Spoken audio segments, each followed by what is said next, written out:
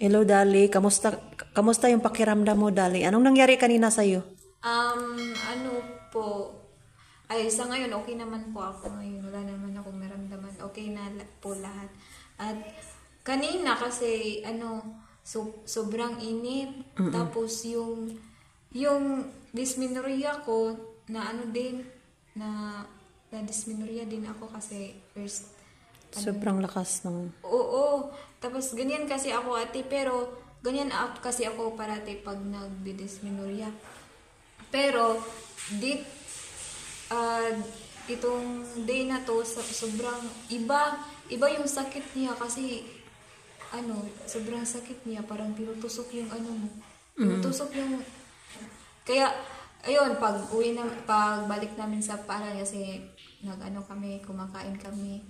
Tapos pagpunta namin sa paaralan ate, sobrang sakit na talaga. Tapos umiiyak na talaga ako kahit may mga classmate akong nakatingin. Pero inaalaya naman ako nila.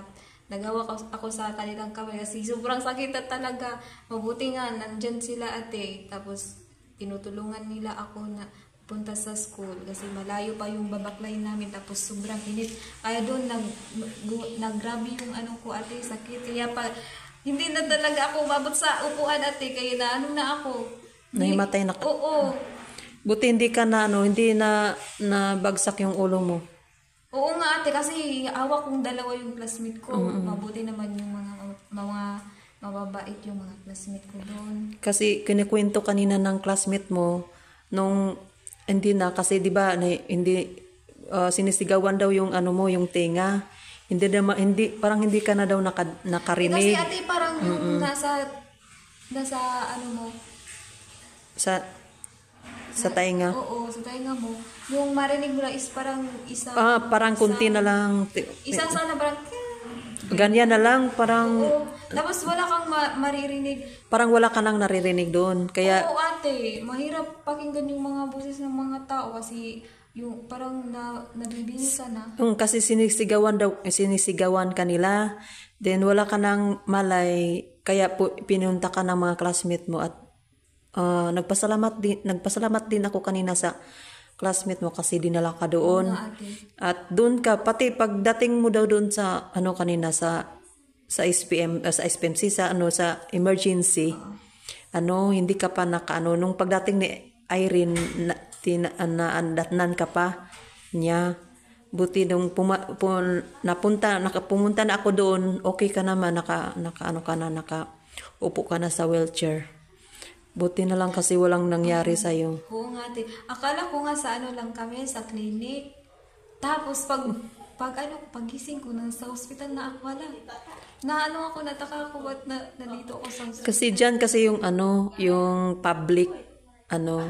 Pag doon sa Bangged lang is, kadalasan doon is mga private kasi doon. Kaya dinala ka doon sa public ng mga classmates mo. Magpasalamat nga ako sa mga kaklase ko kasi ang bait nila ate. Sino yung mga classmate mo? Mo yung mga classmate mo? Sila, 5 sila sa akin. Nag-alalay? Oo, nag-alalay. Tapos yung dalawang classmate ko na Bisaya, meron, tapos tsaka yung isa kong friend na babae, tsaka yung hindi kami, yung isa din na nag-alalay sa akin papunta sa tricycle. Binuhat ka daw ng isang classmate mo kasi hindi mo classmate, baka mga cream yun. Tinulungan ka daw na kasi hindi kaya, kasi yung classmate mo hindi nila kaya na magbuhat. Hindi. Ido din yun. Nataranta nga sila nagpanik sila sa... Nagpanik yung mga kaklase mo kanina. Siyempre, hindi naman, akala daw nagbibiro ka lang daw, Dala. Sabi ng mga classmate mo kanina. Oo. Naiyak ako ate kasi yung kumakain pa kami sa labas. Iyak na iyak ako, tapos hindi ako hindi ka makapakali. Oo. Kumakain sila, tapos ako para always nagtatayo kasi punta na naman ako CR. Balik na naman. Kasi ang sakit kasi. Oo, kasi yung ano kasi, 'di ba sabi mo kanina irregular yung ano mo, menstruation. Bukas pala dali is ano, sabi kasi ni tita kasi ayaw ah, gusto kasi ni tita na ipa-check ka sa OB-GYN. Kaya bukas samahan na lang kita para totaling ano na maganda na yung ano mo. Sa sunod hindi ka na masyadong ano kasi napatingin na sa OB-GYN. At ano is kasi yung menstruation mo kasi is irregular.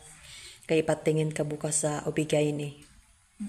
Thank you po, tita, sa pag-care po. Salamat po sa pag-suporta po sa akin. Thank you po sa pera na binigyan niyo po para sa pa-check up po. Thank you po talaga, tita.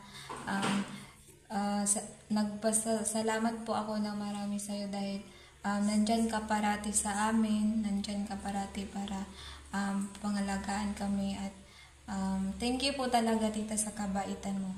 At syempre, salamat din kay Sir June, nag-alalay sa amin kanina, nagbayad ng mga pamasahe at anong gamot. Tsaka, thank you po sa lahat po at syempre din sa mga classmate ko po.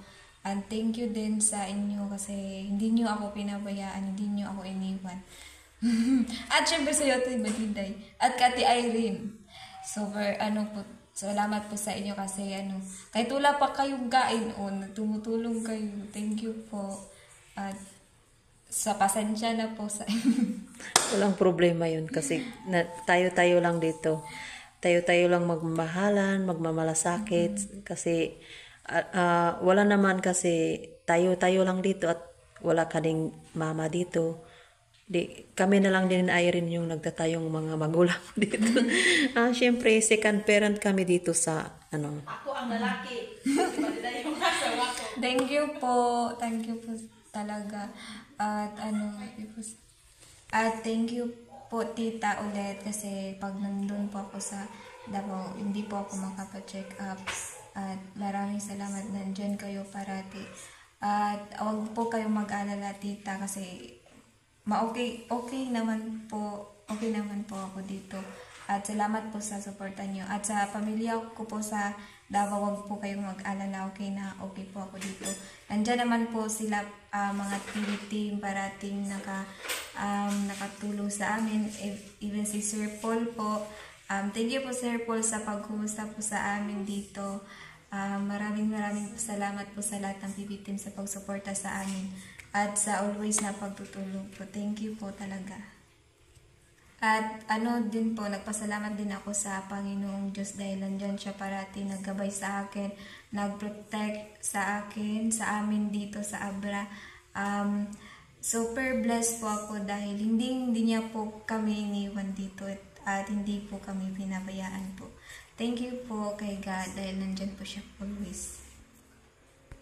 Hello po guys. So sige po guys, tapos na po yung check-up ni Dali. Lalabas na po kami dito sa hospital. At mabuti naman, okay lang si Dali po guys. Lang siya, dysmenorrhea lang. At saka salamat po sa suporta nila Sir John, Kuya Totoy, at sa mga kasamahan ko dito. Yung nag-support talaga sa Kang Dali. At sana mabuti naman is okay lang si Dali. Kaya ako napasugod sa sa hospital kasi alam ko naman na wala si Irene din is galing pa sa school din ako, wala pa naman akong pasok kaya ako lang yung nagbantay Kang Dali. Kaya guys, dito muna tayo, hintay muna tayo dito ng surgeon. At mabuti naman guys is walang masamang Kang Dali is okay lang siya. At thank you po, ate and Daddy Irene and sa mga classmate ko sa pagbabae. Sila talaga super bait. Mabuti na lang din kasi okay lang si Dali. Wala naman okay naman po, walang problem. Normal lang. Normal lang talaga yung dysmenorrhea. Kaya yung mga binigay ng gamot is na lang, inumin mo na lang yung gamot na binigay ng doktor. Buti is nagpaano kanina, nagpunta ako sa social work kaya wala tayong bayad. Yung lahat ng mga ano, isa lang yung bibilhin namin na ano, yung gamot para sa dysmenorrhea ni Dali. At the rest doon, libre na ng social worker. Kaya thank you po talaga. Thank you.